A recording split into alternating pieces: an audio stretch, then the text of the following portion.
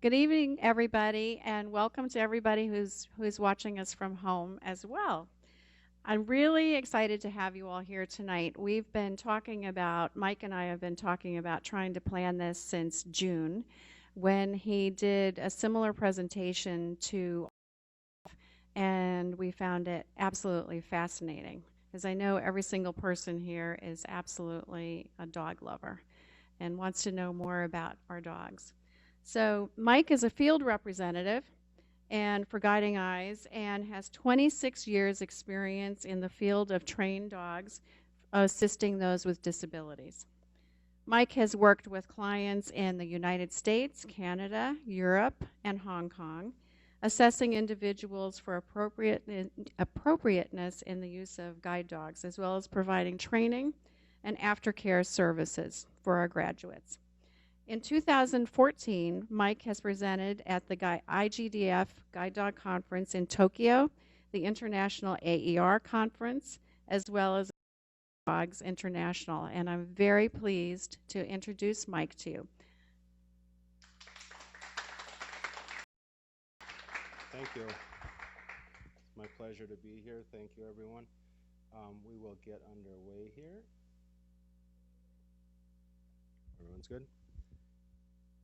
So, title of our talk, Dog Talk, Teaching and Training. We're going to focus on the aspects tonight of teaching and training, the differences and the similarity between those. So within this talk, I would have you tonight sort of wrap. I'm going to cover a lot of information.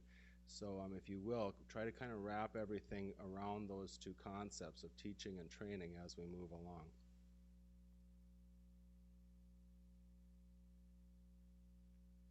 So here we have a quote by Maya Angelou. We all do the best we can till we know better. Then when we know better, we do better. So I tend to be one of progress. I like to move along with things, and I want to wrap this talk in that as well. Nothing that's ever been done in the past within the guide dog field am I trying to condemn. I want to look at what we can do to advance things, to move forward where we are today. It's a beautiful, rich history that the guide dog movement has. I'm going to try and share some of that with you tonight.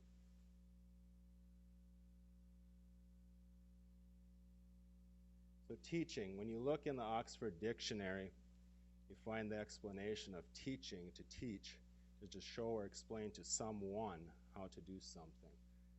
The framework of it talks more towards people. We teach people, and so even in our language, we tend to look at we teach people. We talk about training, we teach a person or animal. So we tend that framework, we kind of have a mindset with that when we're working with dogs, and certainly in the past decades, that was a framework that we thought of things in. When we worked with our animals, we were training them, and it's a more modern concept when we think about teaching. And moving forward, particularly with guide dogs, we want to look at that, I think, a little more deeply, in that we want to teach our dogs. It's interesting when you look back, there's a terminology that went on 15 years ago, 20 years ago even, we called tolerated disobedience. When we would stand at a down curb with a dog and we'd instruct the dog to move forward, if the dog refused, we called that tolerated disobedience. It's interesting that we didn't use the word intelligence in that. So again, teaching versus training, and what is the difference there as we move on. A little bit about me, my background. I worked in service dogs. I'm just going to share a little bit of my life with you. I worked in service dogs for 18 years. I was the co-founder of a service dog school in North Dakota. I did that for 18 years. I was on the board of directors for Assistance Dogs International for 6 years. And just visited that conference again, which is a very nice opportunity. Jumped over to the guide dog side of things in 2008. So coming up on 7 years that I've been with the school here. I've been doing field services with Guiding Eyes since that time. So here's some shots. My son and I up in the corner there, we like to hike. That's a shot of us up in Yellowstone. My son and Sammy in the middle, trying to emulate one another. And then up in the other corner, these were three Spanish students that I helped in class. One time, a very cute show looking down the hallway. So the lower corner, this was my dog, my last dog personal dog I owned, Arlo. And then in the other corner, there's a shot that I see on a very regular basis. Looking out the window of an airport, that's Salt Lake City. One morning, as the sun's coming up, and I'm a field rep. That's what I do. Share a little bit about with you guys what that is. A field rep with guiding eyes is a very unique position, and field representatives with guiding eyes are very unique to this school. No other school in the U.S. puts the amount of effort into field services that Guiding Eyes does. What we do out there, we conduct home interviews. We're on the front end of everything. We meet the people, applicants, for the first times. We develop relationships with them. We are the face of the school out there. We conduct zone visits. This is something also very unique to Guiding Eyes. We have regularly scheduled zone visits that we conduct every 18 to 24 months with some of our students or graduates more frequently than that. Each of us that manages our own zone, we know our graduates, we know how much follow-up and what services they need. We also conduct the new behavior checklists with the students or graduates, and then follow-up services, and by those I mean follow-up on demand. Another feature of Guiding Eyes that's very uniquely Guiding Eyes. When people ask for help, we get them help as quickly as we absolutely can. And it's something that's brought a lot of students to our school in the last years. People are very, when I talk to orientation mobility specialists, when we talk to people, they're very happy with that service that the school provides. Agency visits is something else we work with. We develop very strong relationships with orientation mobility specialists out in the field, working through various agencies, both private and public. We conduct and present conferences, and then also orientation mobility seminars, which are sometimes conducted right here at the school, and then we also do those out. And then we'll also step in and do home trainings periodically, and we do the back end of the action trainings. The school does, for those that aren't aware, the school does home trainings, which are most usually 10 days at home. For people that have not attended our school before, it's 15 days. And then the action trainings are a combination of coming to the school where they receive some training here, and then they also receive training at home. So very much a hands-on approach that this school has with the students out in the field, and it's a very unique service that we deliver. So like I said, we come in at that back slide, and within the continuum, with the dog phase of it, we're kind of coming in on the back end of things when it comes to actual contact with the dogs, the aftercare services. But to run a program like this, you need to be aware of all the complexity and how important the continuity is. From those of you in the room that are puppy raisers, all the way through to us at the back end of it, there has to be a nice continuum through there for the dogs to keep things running nice and smooth, so there is consistency. So through our breeding programs, we're producing dogs that are appropriate to be guide dogs to start with. Puppy raising, the methods prepare the dogs for things to come. I'm getting into that a little bit deeper further in. Testing and qualifications. There's a great deal of work that needs to be put into developing the testing and the qualifications that constitute a guide dog. Where are the cutoff points going to be? What are we looking for? Training. The training must prepare the dogs for life as a guide for that blind or visually impaired handler. Get this up here just a little bit. Through team instruction, and here again, teaching and training. The dog's been prepared, and then that day comes when we bring students in, and now we're training or teaching the students. We must prepare both the dog and the human together at that point. Methods must be congruent with the training the guide has received through his life thus far. Otherwise, it makes no sense. So that continuum again, where those of you that are puppy raisers, what you have delivered and taught those puppies, prepared them for, that's going to continue on through that team training and then out into the field. What we're asking of these dogs is phenomenal amount. We're asking so much of them to go through not just the work, not just the guide work, standing on a curb and guiding somebody, but the process of getting there. How many times these guys get handed off, that whole step, it's remarkable that they hang with us through it. Now there's also continuity for the people. Train, the people that we teach, the people that we're serving. That's what all this is all about. It starts with that home interview. So here our field reps are again out at the front. We're out there conducting the home interview.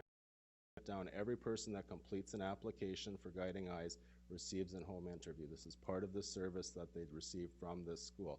It's provided at no expense to the individual applicant.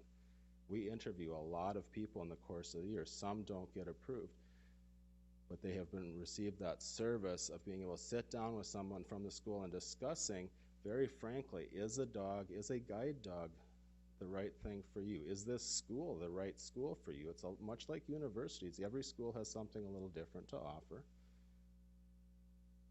So we help with that process. Then it goes through admissions committee. They're decided what class form, what delivery mechanism is going to be used. Are we going to put them through class? Will they do action training, home training? Now we have another program, the FIT program. And then, of course, we also have our special needs department as well. Once they graduate, they go home. Then we have zone visits, the trainer's line. This school is very comprehensive in how we handle things, and that's not true with all guide schools. With us, they have direct access to our vet department. That's also a unique feature within a guide school. They can contact our veterinary department directly. They can contact us directly as field reps. They can contact us through the schools. They get refresher training is another option. Sometimes people are out there through follow-up. We can't get them where they need to go, or we see some benefit in them leaving their home environment and coming back to class. So that's another service that the school provides, again, at no charge to the individual receiving it. But they'll be brought back to the school and go through a one-week refresher course, which sometimes is very beneficial to people. And then, of course, when that day comes, I just helped a student with that up in Winnipeg, Manitoba, going through the retirement of a guide, which is a very difficult time for people. That's it. Having gone, in this case, the dog worked nearly 9 years, having been side by side in Winnipeg through winters in Winterpeg. That too, field rep being there to help with that process. So our mission, again, we often think about, I'm kind of sucking the fun right out of this, but it's all about puppies, right? It's all about dogs. Our mission is to enrich the lives of blind and visually impaired people, men and women. And they're out there. The people that we serve, they're cane users. They're mobile. They're out there. We don't serve people that are homebound. We don't serve people that aren't getting out there. We serve people that are already mobile, but what we're doing is looking at helping with a new sense of freedom, a different sense of freedom. Both a cane and a dog are a mobility. They're very different types of mobility tool. And again, that home interview is part of assessing whether that's a good decision for that person to make, or if we feel we can meet that need with that person.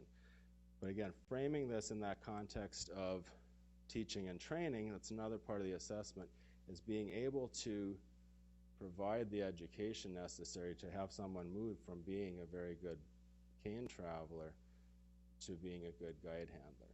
When you're a very accomplished cane traveler, you have a tendency to, when you hear the traffic clear, you giddy up and go. You push your cane out there. Now, we're asking you to give a command to be guided and wait for a pull in. And for some, that Miranda's in the room and she can tell you that's a very challenging thing for people to get used to, that idea of giving up that physical control. So we have, of the people we serve, we have some that are very high profile. Blessing Offrey here was just on The Voice. Congratulations to Blessing. We have Amy Dixon, sommelier, She's also very high profile, but we have some other people that are not so high profile. We have some very people that are just out there, making it day by day. In some cases, they're living on fixed incomes. We have a lot of people that are just out there, they're working, they're doing their things, people from all walks of life. And then, of course, we have our Healing Autism program as well that serves another type of people. But here we have Brenda and Randy down on the lower slide on the bottom, down in Austin, Texas. Randy, before he was a dog user, had a wrestling match with a car and lost. So with this particular time, we were working a very busy intersection in Austin that trying to work through, and just standing out there and listening to the traffic alone was good for lesson one. You know, but we got there. We get there. So, how do our people get where they are? A lot of different types of, and this is not a complete list by any stretch of the imagination, but these are some of the things we see on a very common basis. Diabetic retinopathy, retinopathy of prematurity, it's blindness since birth, retinal pigmentosa, MAC degen, Usher's, which brings hearing loss along with it, glaucoma, head injuries. We work with people that come in, have lost their vision through head injury.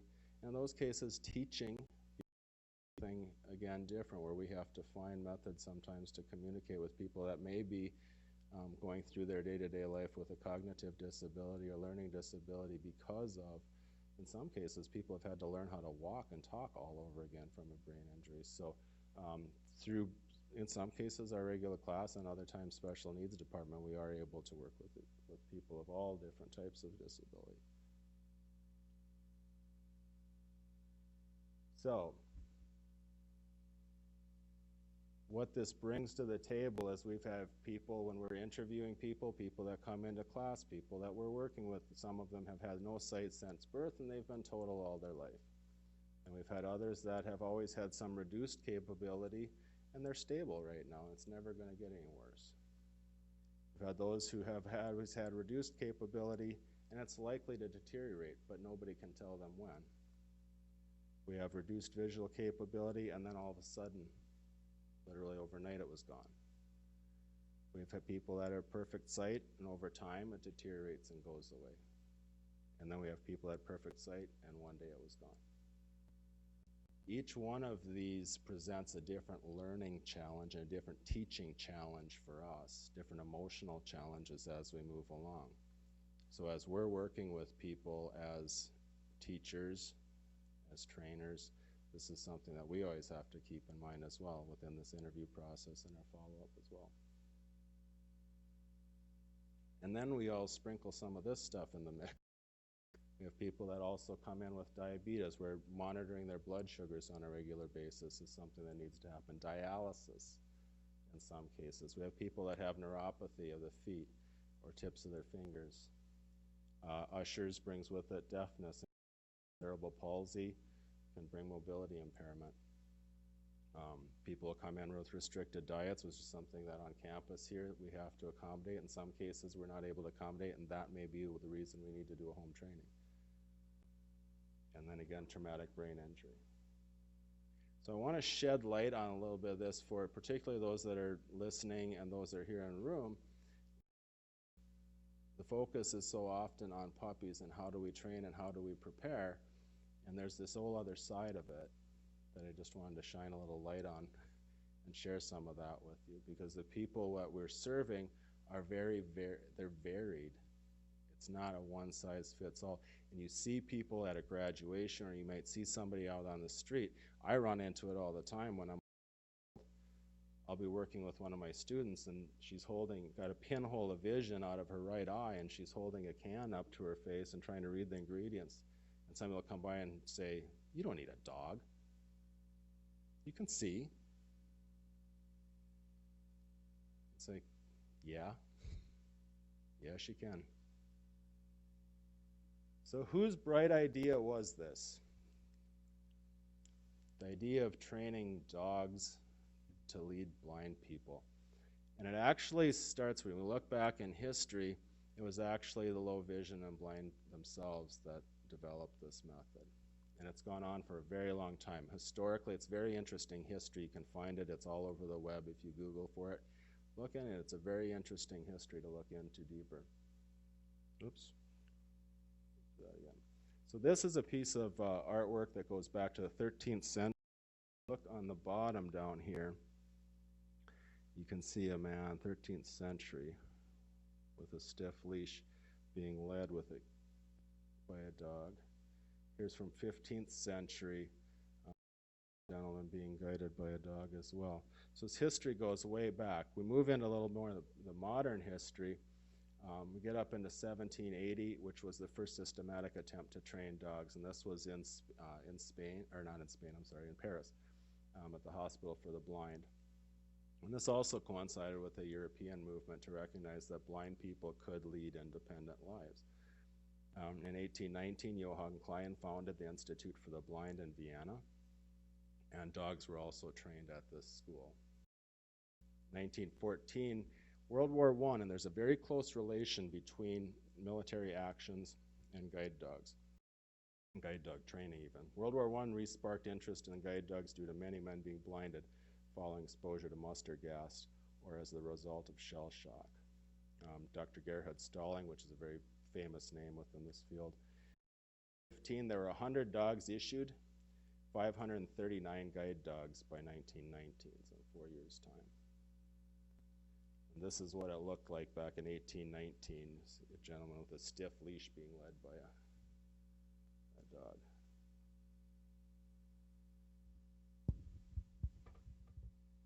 Get me fixed. Thank you, Allie. Thank you, Allie.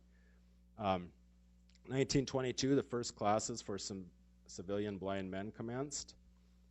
We jumped to 1927, and this is where America got involved, where things from the U.S. happened. That's what Dorothy Eustace wrote an article from Switzerland, and that article appeared in the Saturday Evening Post. Morris Frank saw that article. He was down in Tennessee, I believe, at the time, and went over and trained, and then came back with his dog, Jack Humphrey, also involved in that, and that's when the Seeing Eye began then in 1929. That was the beginning of the movement here in the U.S. Of course, there's a movie out, if some of you can look that up if you're interested or haven't seen that already, regarding Jack's, Frank's work. This is a shot from the Seeing Eye very early on. A few things to note here. Carrying basket muzzles for their dogs. Now, my guess is this guy here. Dog was outside of the crosswalk. I'm thinking he did a little hand pop. Is that what it looks like to you? To get the dog to move back over. Slightly different techniques back in that time. Again, very military-based training back then. So we're looking at training and teaching. What was the mindset? How did we look at dogs at that point in time? 1965, this happened in the UK.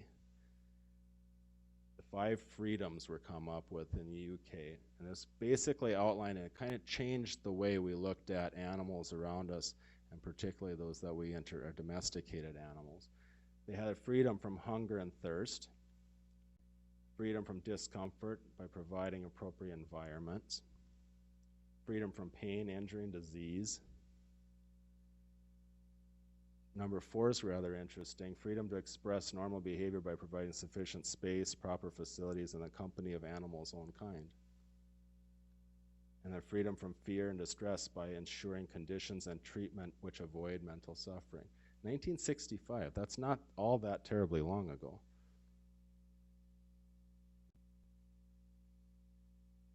But that led to modernized training methods. This is a shot of Treda and her dog Rally over in Hong Kong just last year when we were over there.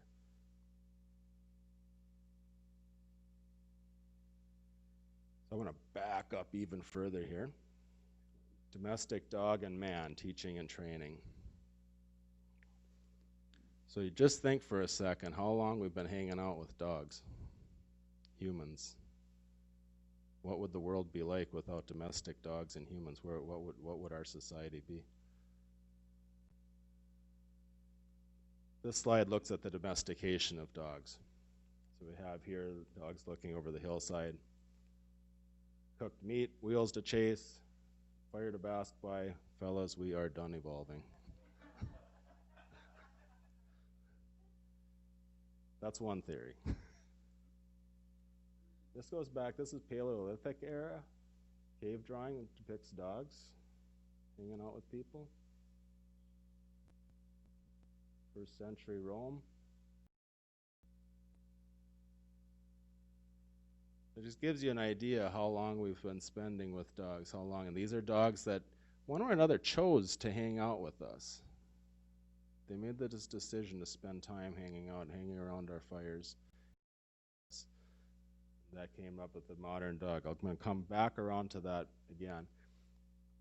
I'm going to touch base on a little bit about dogs now. Inside of the dog, this comes from a presentation we did earlier. I'm going to give you a little bit. Vision, scent, hearing, tactile, taste, temperament. That's Sammy in the background, looking way more dignified than he is. How dogs see. This is what a dog sees. This is their color spectrum. So next time you say it's right there, that's what we see of that same picture.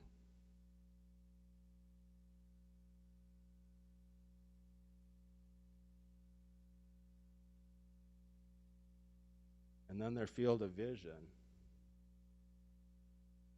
they see way off behind, but because of their, they don't see down in front. Something to keep in mind. And then that nose. Here's your problem.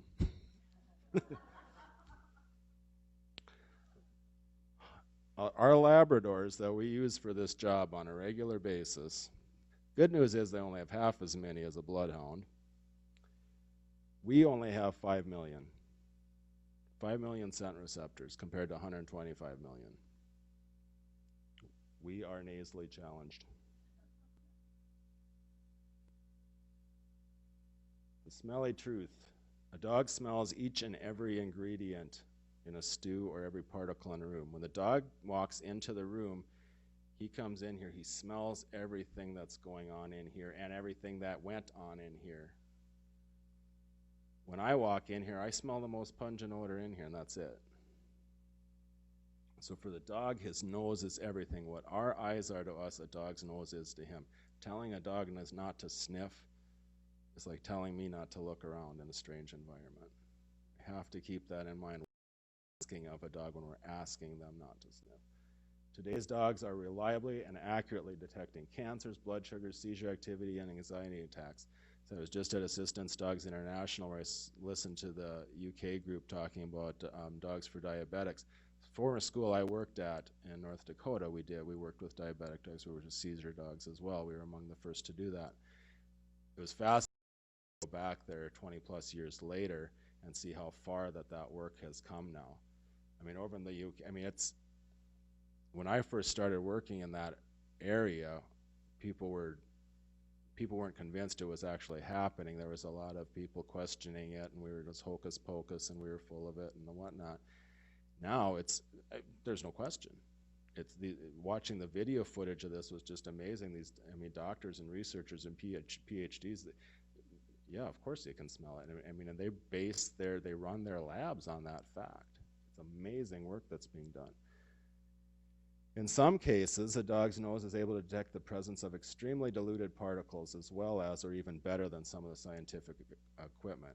It was interesting in this talk, they were talking, the woman that was presenting was talking about one case, the sample, which was marked to be benign, and the dog kept hitting on it. And finally they went back and rechecked, like, oh yeah, the dog was right, the equipment was wrong. So their hearing, our human hearing range 20 hertz to 20,000 hertz. At that frequency, dogs and those frequencies, a dog's acuity is the same as ours. They hear about the same. In the canine range, from 40 to 60, when you get out above our frequencies above 20, they hear much better than we do. On average, the distance difference is what we hear at 25 feet, the dog hears at 75 feet. So when the dog's barking out in the yard and we're saying, quit barking at nothing. Now, if you have these lovely shepherd ears, the sound is amplified even more. And you got even more nose to go with it. So, and then with the erect ears, they have the ability to move the ears independently. Tactile perception. Now, this comes into play when we're talking about that vision not working downward. So what nature did was build in the vibrise, which gives them the sense of touch up front there. Within those areas of the brain that register touch information, 40% is dedicated to the face. The seemingly disproportionate amount of that is dedicated to the regions in the upper jaw. Don't clip their vibrise. Don't clip the vibrise. People used to do that. Groomers used to do that on a regular basis. Dogs they need that. They pick up wind current. They pick up a lot of information there. In Stanley Corn's book, he makes this statement here. Dogs use their vibrise in a similar manner to that of a blind person using it. They pick up a lot of information through that. Barefoot. Dogs on their pads, they pick up a ton of information there, too, through the bottom of their feet. It's also very important. That's what we go through challenges when we place dogs in winter peg, 35 below, for weeks at a time. And I hang out there. Dogs, we need to booty them. We need to have them with protective gear. They work down in Texas where it's very hot. We need to have boots on them. It's always a challenge. With the boots, we put the boots on the first time, and the dogs walk very flipper-footed, and it's a great laugh. But dogs that are going to go into those environments need to be able to handle those, because in those extreme climates, they need to wear them. It's not just fashion wear. And then pain, when you talk about pain with dogs, it used to be, it was old trainer stuff, old dog trainer thing. It was like dogs have a much higher pain threshold, do that kind of thing. We look at it now, and it just simply wasn't conducive to their life to show pain. And the studies that are coming out in the new work, Gregory Burns is doing all the stuff, How Dogs Love Us, I'll get into that a little bit. But with fMRIs, we're being able to see actually what areas of the brains, how much pain affects the dog, how much is really going on there, rather than us just speculating about it. When it comes to taste, 1,700 taste buds compared to in us. So that, not so much. They are omnivores, not carnivores. They have special taste buds for water and meat, but not particularly for salt. They're not salt eaters like we are. And then they do have an aversion to bitter tastes, which is why bitter apple is popular thing. But those bitter taste receptors are in the back, way in the back. So if the dog learns how to swallow it right, I had a Chesapeake I worked with once that had it down. Get it past those taste receptors and you're all right. We'll talk a little bit. The other inside component of a dog is their temperament. About temperament, a dog's temperament, it refers to the intrinsic personality of the individual animal. Temperament is modify within an individual if it's at all possible. Behavior, we're talking about actions. The success of behavior modification is tied to the dog's temperament. And that's what we might call biddability, those types of things. We want a dog when we're training, we want a dog where we can modify their behaviors, we can work and mold and shape. But we have to understand, it's very important, especially with you puppy raisers, to understand you're not changing who the dog intrinsically, you can't. It's very difficult to change who that dog intrinsically is. And they're within what we're doing as a guide in this guide field, we're looking for we need a very specific dog out there. And when you're on the street, when it comes to where the rubber hits the road out there, that's where I spend my days, on the street. You're standing in downtown Houston, Austin, Minneapolis, wherever you're at, and cars are whizzing by and all that's going on, you need a dog that's intrinsically set up for that. That he's been taught behaviors, we've shaped behaviors to do the job, but underneath it all, because when he gets out there, his trainers aren't around, his raisers aren't around, it's all on him now. And he's got to be able to handle all that. So that's why sometimes when some of the dogs wash, and I'm sure regional managers and whatnot have been instructed you, but to understand that sometimes when the dogs don't make it, it's nothing that you have done. It's just simply wasn't, we do our best. We're going to go backtrack through some of the training methodologies at this point. Early training methodologies were very much leadership based, and this is going way back.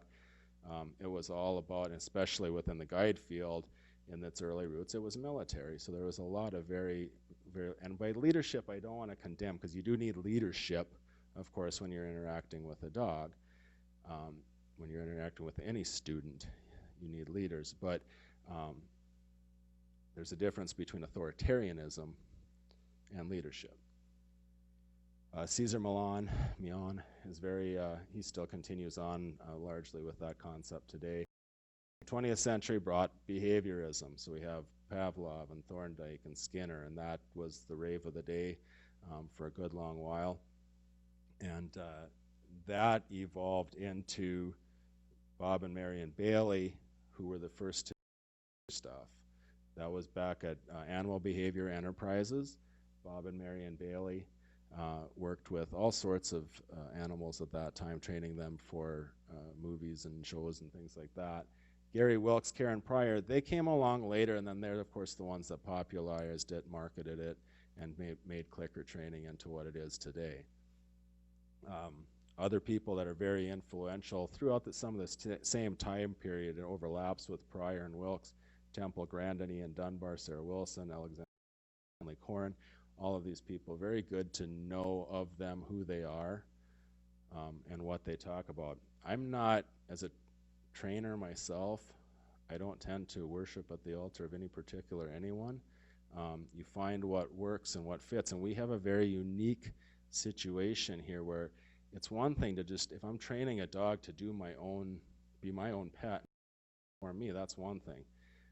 The objective here is very unique. We're preparing dogs that are going to ultimately work for someone with a visual impairment. At the end of the day, they're going to have to handle some real heavy-duty stuff. And preparing them for each step of the way. Like I said, there's so many handoffs. So that's when we're looking for training methods. It's a much bigger challenge than me just looking for a training method that's going to fit myself. Just recently, in the last 10 years, Brian Hare, Vanessa Woods, Adam McClosey, Gregory Burns. These guys, Brian Hare came up with Dognition. Google it if you haven't heard of it. The Genius of Dogs. It's an excellent book. Probably, I think, one of the most important books written about dogs in a very long time. Gregory Burns also. This guy he runs fMRI machines, or MRI machines, but he conducted fMRIs on his own dog. He's not a dog trainer. He consulted with a trainer, trained his into it. Has anybody been in an MRI? Have a dog go in there, not sedated. The dog went in there and had to hold motionless, not moving its head up, down, side to side, more than a millimeter, so that we could get pictures of the dog's brain awake. Right now, Canine Companions for Independence is taking part in studies with him. They're looking at their service dogs to regular pet dogs and finding some fascinating things about what training does as we're teaching these dogs, what we're doing, what kind of neuropath. So dog training is coming in. It's not what it used to be in terms of we used to say, well, I think this method works best, and I think that. It's I know now.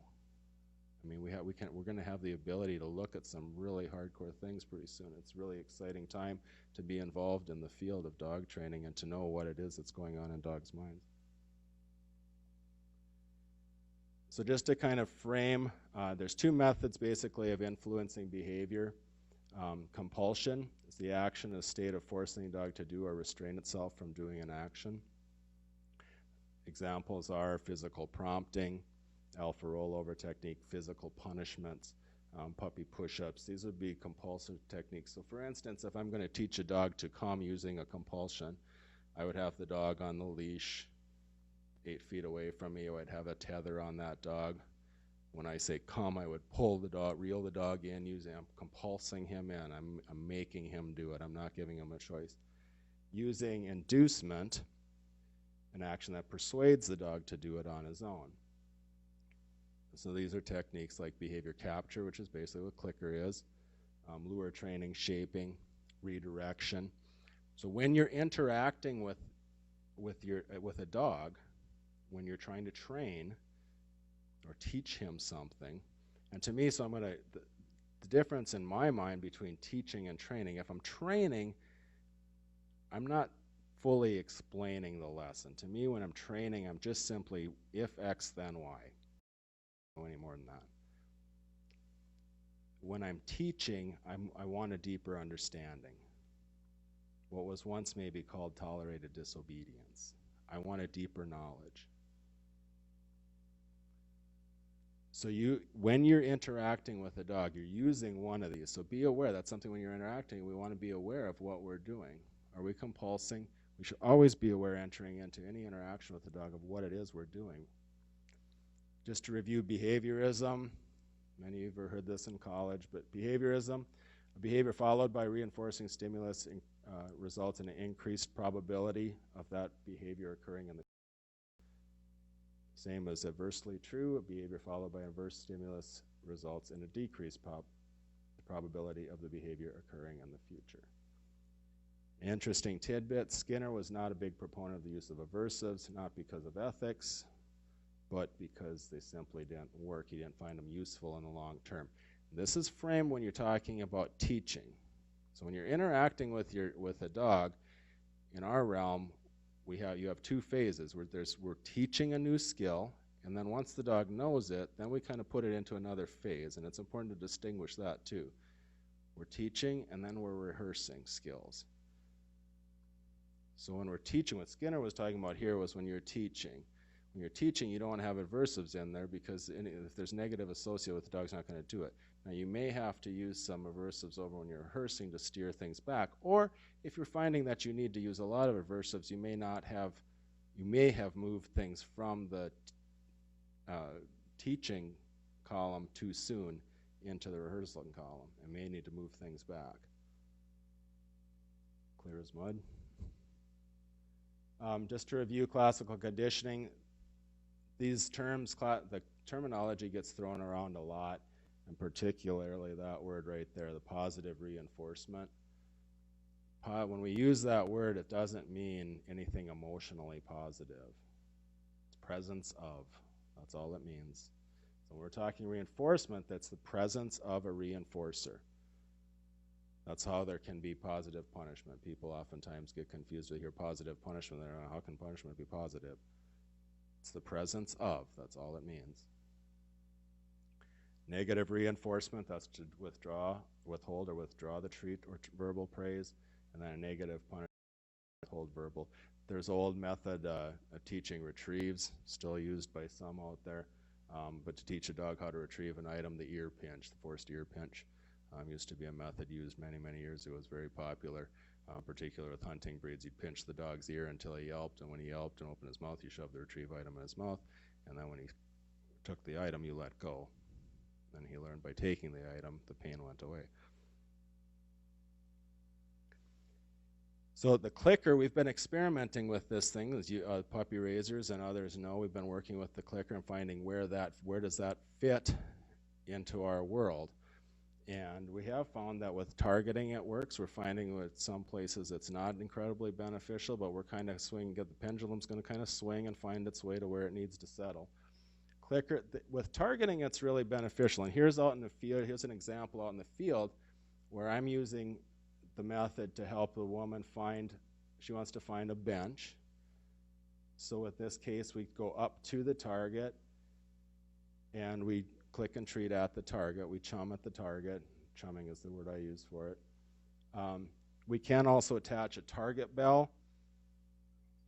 I have one here. I just use a bungee cord with a bear bell and attach that to my target. That way the dog comes up, he taps the bell, and it's auditory for my blind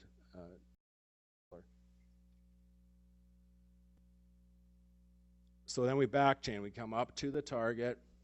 We dog bringing. So in this case, the dog bringing his nose over the top. This is Lavender and Dee. Dog bringing her nose over the top of the bench. We click and treat. But do that about half a dozen times at the target. Then we're going to back chain. We're going to step back 2 steps, let her guide into it. We're going to back up 4 steps, let her guide into it a couple times each distance. Go about 8 steps back. We're going to start backing up and going into it, backing up, going into it.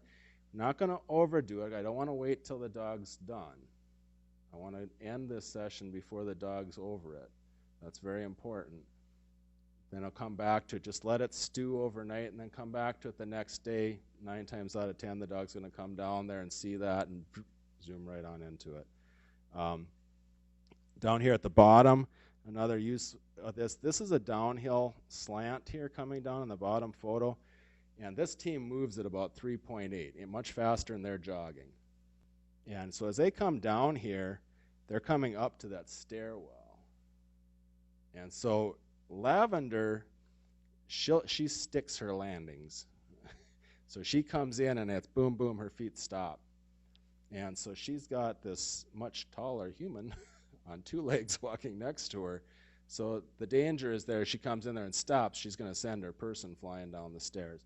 So what we do here is by targeting the right-hand rail and back chaining this, what we do is we create for Lavender, there's a reason. So rather than her having to choke back into the handle, be floating the handle back, we can just simply, the dog has a reason that she needs to slow. She needs to slow so she can get cross body and she can line up to that rail. So now we're creating a natural slow, and then also shows her person where the railing is, so she can just find your dog's nose, find the railing.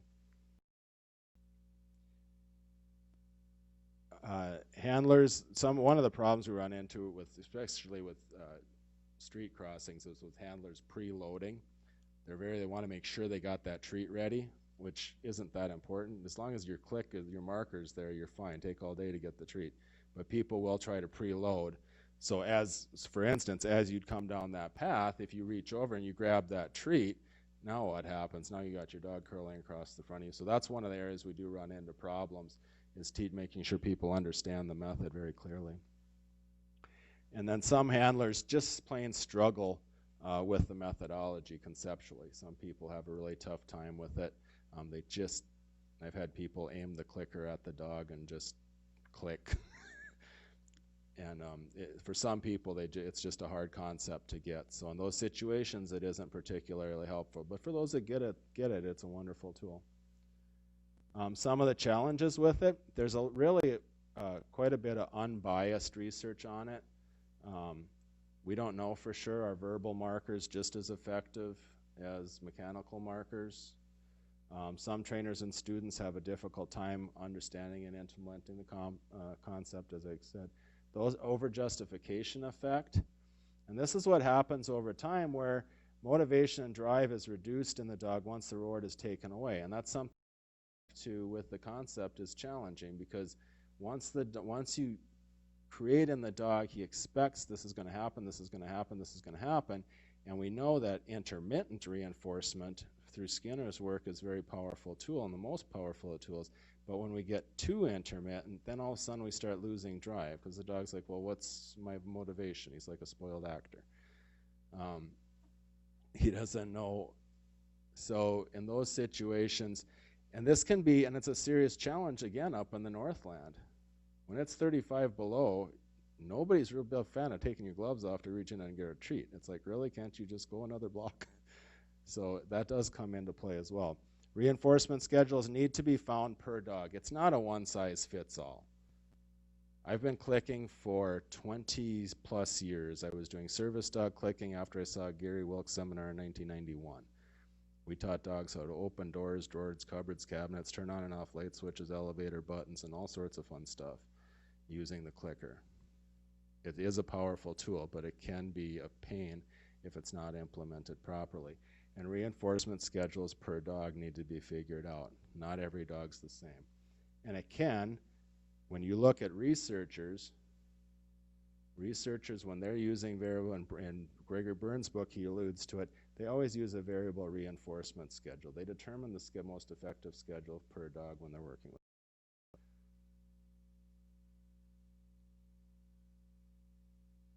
So what do we know today? We know the evolution of domestic dogs began about 14,000 years ago. These were dogs, canines, that decided for some reason, they were hanging out with us. Pretty safe to say they were hanging around our encampments, scrounging our garbage from the evidence we have today. Important to keep in mind, domestic dogs have not been wolves in a millennium. And the interesting thing is some of the leadership-based, the hardcore leadership-based training methods ago, those were done with the wrong wolves, timber wolves in captivity. And the domestic is more closely related to the gray wolf, actually. Wrong wolf, wrong scenario. Domestic alerting hundreds of named items and commands. The book Chaser, if anybody hasn't read it yet, I encourage you to read it. Chaser's probably up to 1,100 commands right now. This dog's smarter than most people I know, but science has disproved some of the leadership-based theories, limited as the research is. In one case, they tested there was this thing about tug of war used to be a big thing. Never, ever, ever, ever, ever let your dog win a game of tug of war, because if you do, he'll take over your house, your mortgage, and everything else. And that was proved, that was disproved, that that's just not the case. So, and punishment increase stress. Poorly implemented punishers add confusion to the stress. As stress increases, the ability to learn and think decreases. As well, inducement and positive reinforcement increases stress.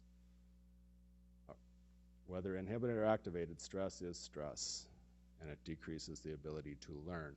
So when you're in that learning realm, when you're teaching, that's where we want to keep, that's where it's important to keep stress out, when we're teaching. Once it's taught, then we actually need to bring it in, because this dog's going to be asked to work in stressful situations. He's going to need to think in stressful situations, so we can't support him all the way through. We want to make it through when he's learning the task, but once he's got it, then we need to, in a controlled fashion, bring stress in, and that's how we can start seeing where we're at and what this dog, who this dog really is. That's where we start finding his temperament. This is necessary. So when this pyramid scheme down the bottom, we call it in the green. When the dog's in the green, he's operating, he's functioning, he's learning, its life is good. We got up into the productive level, he's up, moving up the ladder, he's yellow lining a little bit, he's either aroused somewhat or he's inhibited somewhat, but he's still functioning. It's when he gets into that when he's redlining, and treats can redline a dog. It can be the point where this guy is not learning anymore. He's so focused on, and as a field rep, I've seen it on the street, so have my colleagues.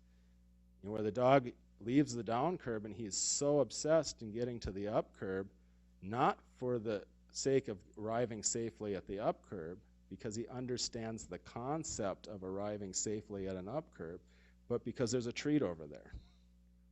And in that case, he's no longer safe. Yes, he's running a straight line to the curb, but he's been trained, he hasn't been taught. Teaching and training.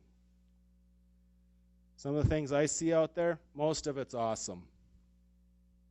And thank you, puppy raisers, everybody that's involved with the program.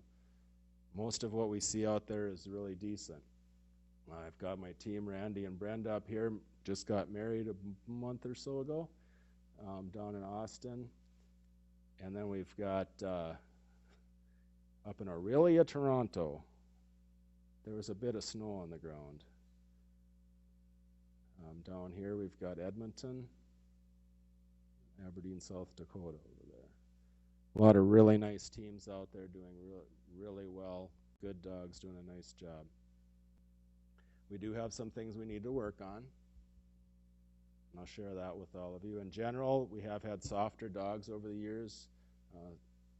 And those dogs aren't coping as well with the real world pressures as guides once may have. So that's part of what's going on within the changes in training and trying to search. And that's why those of you that are puppy raisers are experiencing all these changes and you're feeling these change ups. That's why as we're trying to find the right blend, we're trying to find to get that right mix, to have a dog that's well prepared for what he's facing out there, out of fairness to our blind and visually impaired handlers, but also in fairness to the dog. That's something when I'm out there as a field rep and I'm looking at, I care about both deeply. You know, it's a team effort that we truly look to have out there. We want both of them working happy. Everybody's happy, everybody's healthy, everybody's looking good. Continued challenges of scavenging, scent distractions, dog distractions. That's most likely always going to be a challenge in the field, but we're looking at different methods through the years. You go back, way back when, to that black and white photo I showed you earlier. Things were managed much heavier, much more compulsive techniques. With a military background, we had techniques like the little drop and give me 20 and things like that, puppy push-up stuff that we used to do. Now that's softened a lot through the years, and now we have redirection methods that have come in, and we're trying to refocus dogs. That requires teaching item 3. A guide dog handling requires a lot more finesse. And that's something different for our people that have had dogs for 30 years or 40 years. They come from a whole different school of training, so to kind of convert them over, some of these people were told many years ago not to ever, ever, ever, ever treat their dog. And now they come into class and we're telling them to treat them at every down curve, and they're like, what the, you guys? So once again, we do the best we can until we know better. And then we know better, we do better. Here's some suggested reading materials for all of you, books that I think are very important in the field. I'm happy to share those with you. And at that, I will open it up for questions.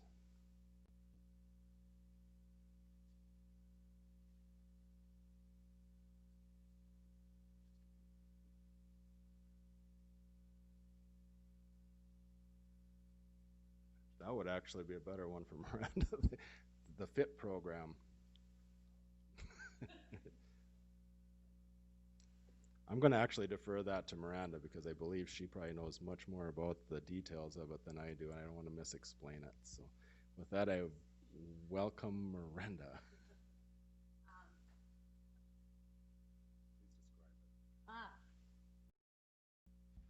Well, whoops.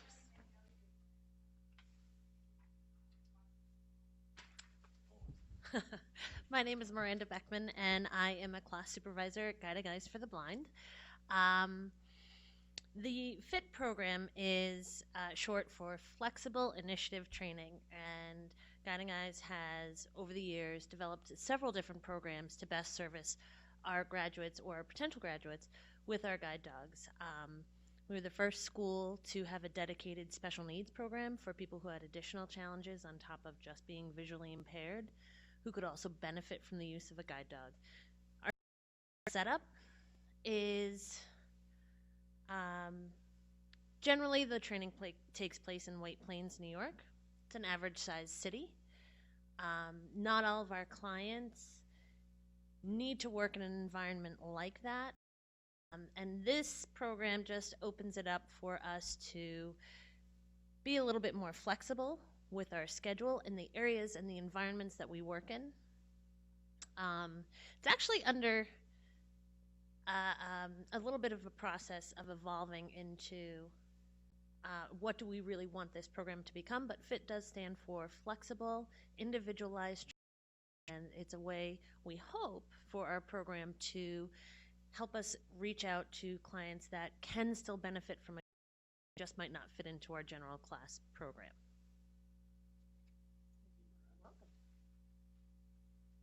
So does anyone in our in-studio audience? Yes.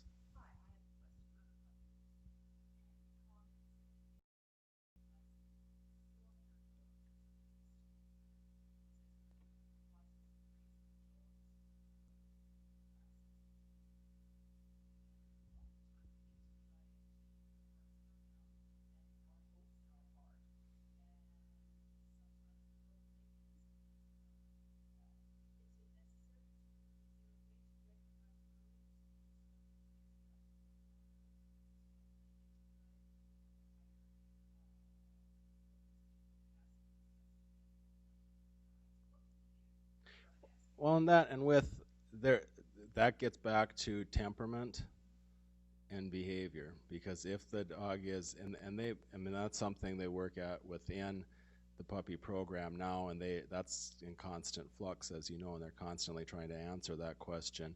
I think there's more going to be more direct involvement from the school with the puppy program, and then more communication too with us from the field. It has actually, my experience in the field has been, it's been trending a little bit stronger in the last while here. So, but that's just one region that I'm seeing. So, in short, that there's much you can do to change temperament, not so much. And what we have to the thing we have to be careful with is, because there is that desire from those of you that are raising puppies for that dog to make it to the finish line and to become a guide. There's just as much success in finding out that this dog doesn't have what it takes, and us being honest about that and making that decision, so that we're not sending a dog out there that's been sort of falsely supported through this, and then he gets into class and he gets into team training and he gets out in the field, and all of a sudden the dog, God, we may have altered his behaviors and how he reacted to things in a familiar environment. There's a big difference even being handled by a dog being handled by someone like any of us here, or myself, or even puppy raisers, where you have a confidence in interacting with this dog. Somebody that's raised multiple puppies, and then the dog's handed off to an instructor who's an accomplished veteran instructor. We give off 125 scent receptors. We give off the smell of confidence. We're giving off that feel of leadership. And he's working in what becomes a very familiar environment. And then we team him up with someone who may be a first-time handler. This dog may show really strong in his IFTs. During his time on the training sting, he may look really strong. He may look fantastic. And then we partner him up. We've got a new person coming in, and this guy looks pretty good based on his home interview, and here's where all this continuity stuff comes in, and we partner them together. They do really well in class because his instructor, he's bumping into his instructor every day, he's feeling really good about things, and he gets home, and he's even feeling pretty good about things until we get a month in, and all of a sudden he's like, yikes. And then the bottom, so that's where we have to, you're alluding to better testing and better kind of flushing out of trying to find these things earlier on, so it's not happening in class where we find out a dog doesn't have what it takes, or out in the field, so that people have, because what it is there then is for there's a lot of emotions, a lot of hearts that get broken at that point. Once the dog gets placed, the puppy raisers are all, yay, my dog made it. The person, yay, I got my first guide dog. And then all of a sudden, I'm out there as a field instructor saying, I can't fix it. And I have to load the dog up and fly back here. And there's a lot of heartache. And of course, it's a part of my job I'm not particularly thrilled with, but we have to do. But that's some of the depth of what goes on when we're trying to, and that's why, the fact that this works well as often as it does, it says a lot about the program, a lot about the people that are in.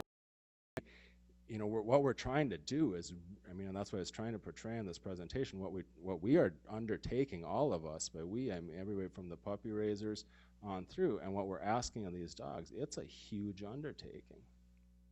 So I hope I kind of almost answered that.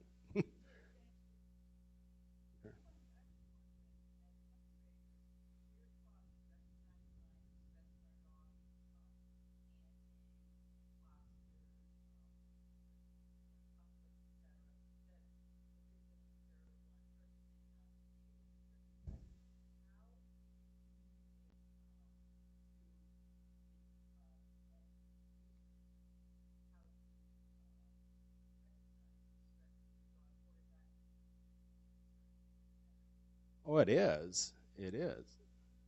Oh, I'm sorry.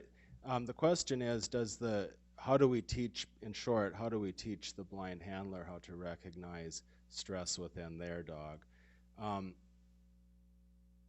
It's something we have, I mean, they absolutely have to learn it. It is, of course, much more challenging, as you can imagine. I mean, an individual that's blind or visually impaired lives their world through tactile and through auditory. So in a lot of cases, frequent tongue flicking, shaking of the head, scratching, some of those ways that dog uses to display stress can be heard. They're auditory. You can check your dog's ear set by reaching down and feel where your dog's ears are at and things like that. So there are things that we can teach through tactile and auditory on how to assess it, but it is much more difficult. And out on the street, I mean, that's why we as a training program, we want to try and have a dog that's not going to be stressing out in environments as much as possible, because I mean, when you're standing out on a street and you can't see, and you're trying to tell your dog to go forward and he won't, and he's balking back and he's spinning and he's futzing around, that's not the time I want. Yeah, he's stressed. I know he's stressed, but I need to get home. I need to get across the street. I've got traffic. It's a high frequency environment out there. So those are really not the times, of course, we want to have to be assessing the dog's stress.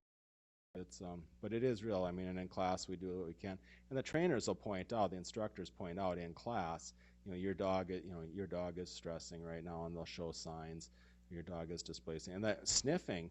I mean, that's one of the things that we run into on a regular basis, where dogs sniff to displace stress. And if you have a dog that's sniffy, to start with, they tend to go to that behavior very quickly to displace stress. So the dog's going along, and it's kind of been the journey of the field of guide dogs for a long time, where a dog's walking, guiding someone, and he's scenting at something, or his person thinks he was scenting at something when he actually just made an obstacle clearance, and he gets an inappropriate correction. And because he got that inappropriate correction, now he escalates, and now he starts actually sniffing displace. So these are some of the tricks that we face and the challenges that we face within the field. It's just part of it. We all do our best, but it's part of. I mean, one of the things that's exciting is Guiding Eyes is working on right now our e-learning tool, which is going to be coming up down the road here, which will be for graduates to be able to access more information online. That's kind of it's underway, but it's going to take a lot of work and a lot of people participating. So hopefully that helps better to educate people as well. Any other questions? Sure. Hi, Jeff.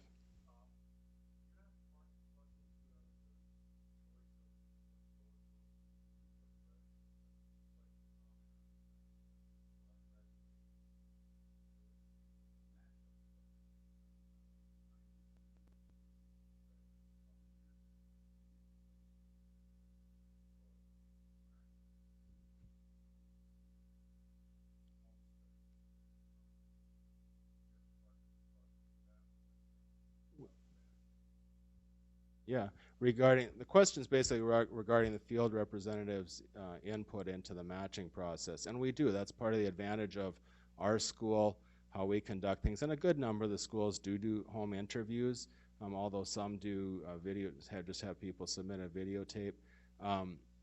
The home interview, through that process, we take people out on what's called a Juno Walk, where we guide them in an empty harness. And we get a feel of, now, so for somebody that's had a guide before that they're going to be getting a successor dog from us, those individuals, we may watch them, most often we'll watch them walk with their previous dog, and then we'll ask them what's, in some cases they're retiring dogs, so the dog may be below pace, those types of things. But we do a lot during that home interview, and then on the form we submit on our home interview report, we're asked what, do you recommend, and we're asked what type of dog do you recommend, and then we go in and we can elaborate in there on what type of dog that we would see matching up with that person. So we try to put as much information as there as possible. It's a little bit of a tricky, you're right, the matching process is a pretty incredible process. I've been in match meetings the night before match day. It's a phenomenal process that takes place, and to try and get that match right. And sometimes it works really, really well, and then other times not so much.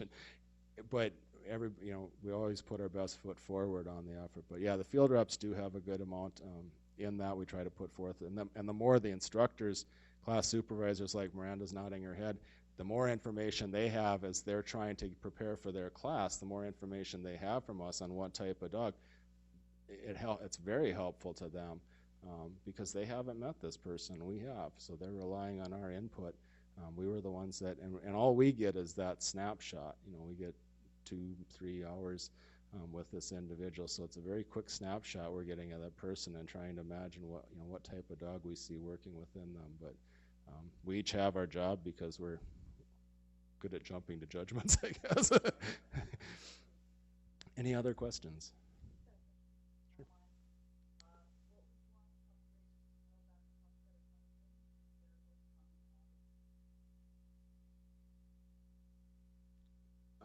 Say again.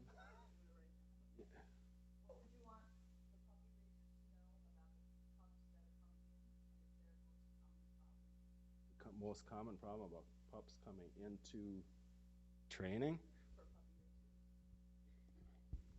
I don't really know how to answer. That would probably be more Linda's. Do you want to take that, Linda? I'm going to defer that to Linda. She's a genius too.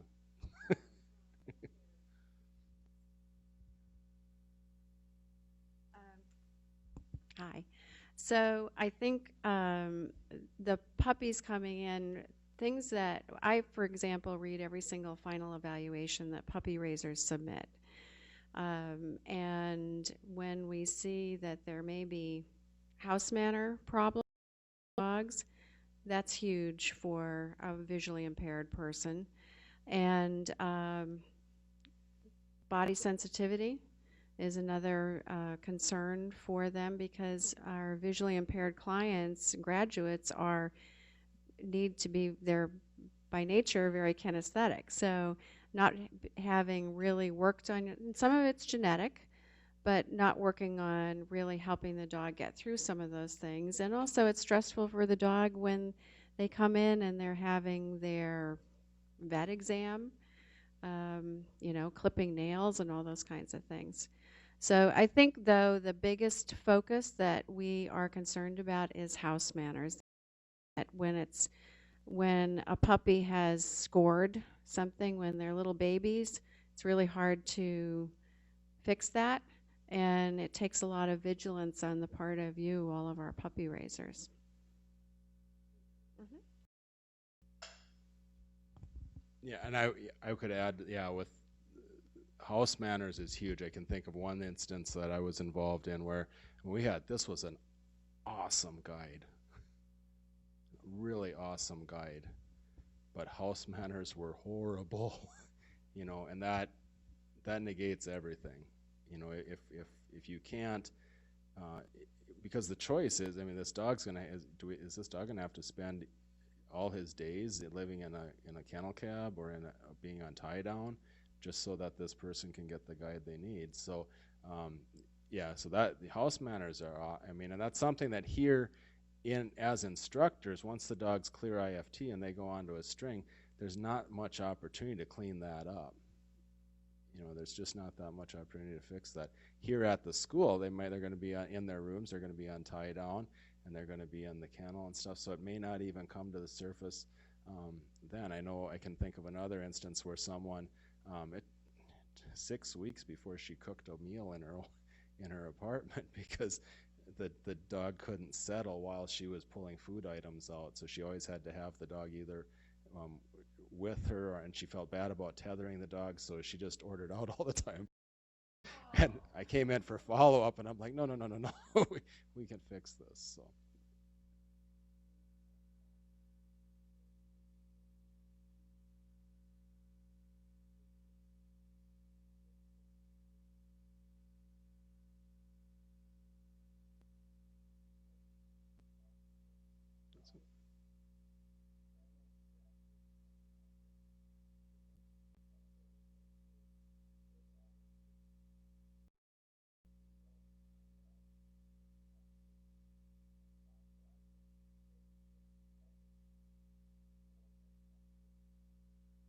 I'll defer to Linda on that again too, because I'm not privy to the.